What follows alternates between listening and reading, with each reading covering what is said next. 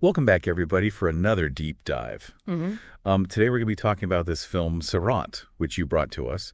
And it's a love story, Yeah. but also deals with some pretty heavy stuff like honor killings. Yeah, definitely. I mean, Sarah, it takes this familiar, you know, romantic setup, but then uses it to, really expose the kind of darker side of things, Yeah. the pressures of society, the tragic consequences. So can you help me understand this a little bit better? Like, what exactly are honor killings and like, why are they so ingrained in some cultures? Well, honor killings are basically acts of violence, often murder committed against, family members who they think have, brought shame on the family. Yeah, okay.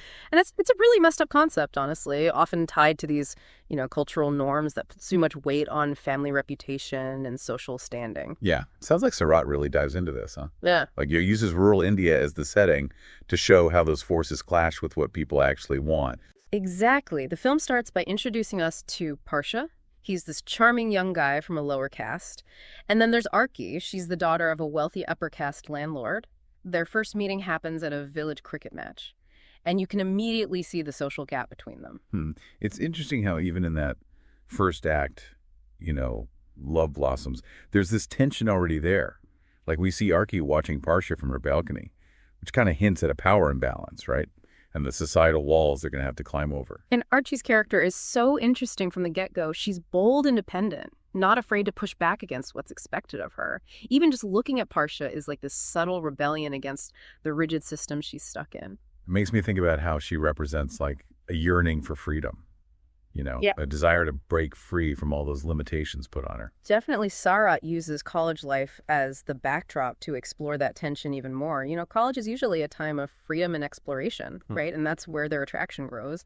But there's always this shadow hanging over them, the reminder that their love is seen as this dangerous violation. It's almost like the film is putting these two worlds side by side on purpose.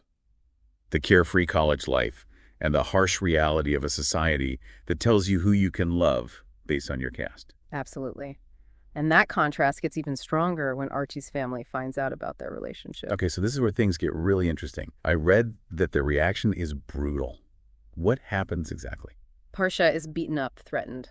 This scene is important because it shows how deeply ingrained the caste prejudice is. It's not just disapproval, it's this violent enforcement of the rules, a clear message that love across those lines won't be accepted. So even though it's still the love blossom stage, Mm. the film isn't afraid to show us what could happen because of this forbidden romance. Right, Sairat establishes the conflict early on, letting you know this isn't just a typical love story, it's about rebellion, about going up against a system that's been in place for centuries. And that clash seems to be at the heart of Act Two, elopement and struggles. Yeah, and the title says it all.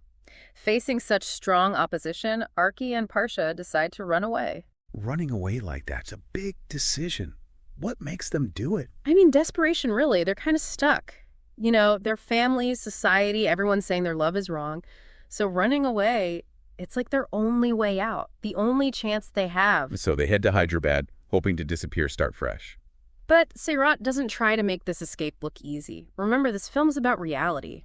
And the city throws a whole new set of problems at them. Poverty, the struggle to survive. We see them doing these low-paying jobs, constantly facing hardship.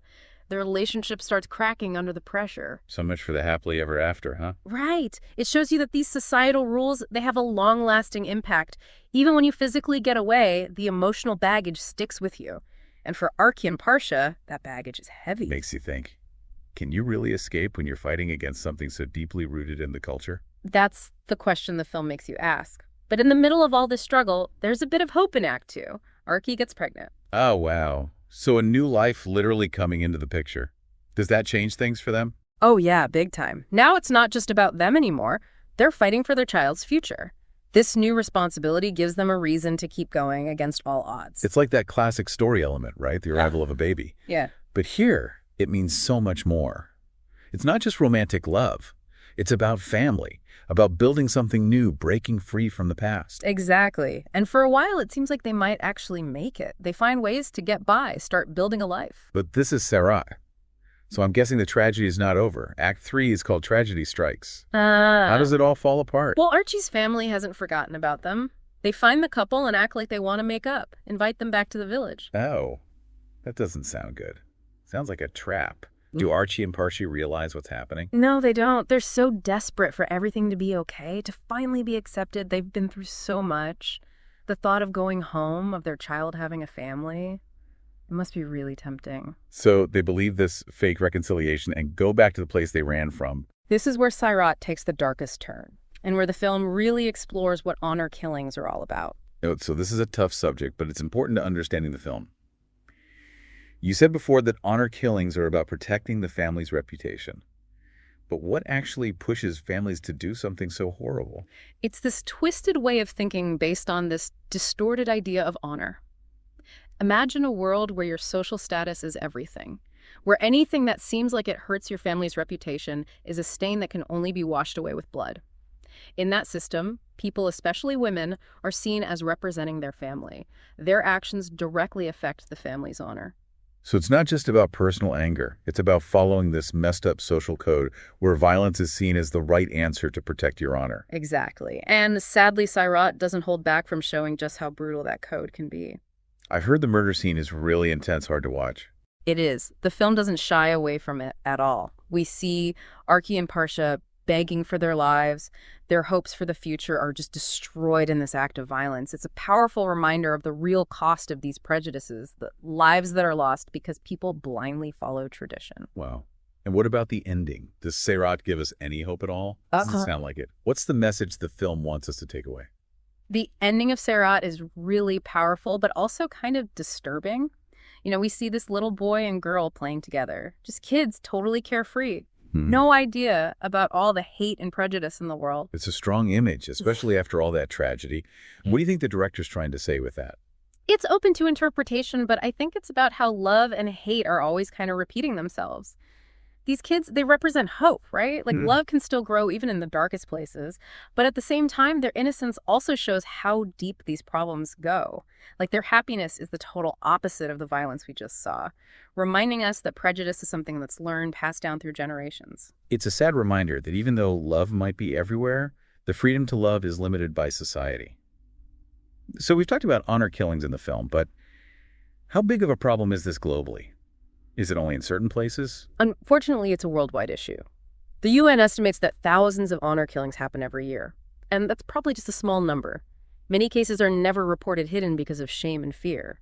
So while Sairat focuses on India, the idea of using violence to control women and their relationships, it happens everywhere. It's scary to think that even now these old ideas about honor and shame still lead to death all over the world. It really makes you think, how can art and stories like Sairat help change these harmful traditions? Art has this amazing ability to challenge us, make us face things that are uncomfortable. And Sairat, with its tragic love story, it forces us to see the consequences when people blindly follow tradition. It gets people talking, raises awareness, and hopefully makes people want to do something. You know, films like this, they can spark real change, make viewers question what they believe and fight for a better world. So it's not just entertainment. It's a call to action. It's about realizing what's going on in the world and taking responsibility for making things right. One last thought for you, our listener. What can we actually do to help stop honor killings and violence against women? It's a big problem. It can feel overwhelming. Start by learning about it. You know, understand the culture, but also realize it's a problem everywhere. Support groups that are helping women, promoting equality, challenging these traditions, and most importantly, speak up when you see something wrong. Don't be afraid to call out prejudice in your own community, even if it seems small. Remember, change takes time. It happens because of what we do every day.